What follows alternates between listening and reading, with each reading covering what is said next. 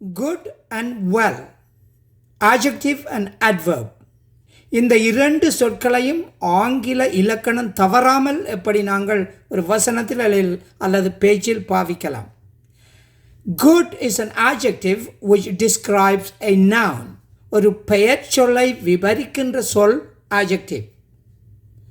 Well is an adverb which describes an action or a verb. ஒரு வினை சொல்லை விவரிக்கின்ற சொல் adverb. Example, good teacher.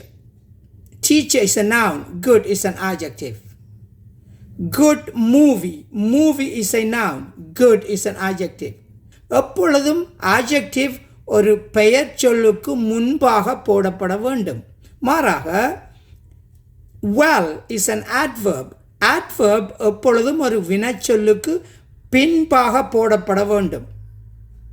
He speaks well. Speaks is a verb, well is an adverb. He writes well. He sleeps well.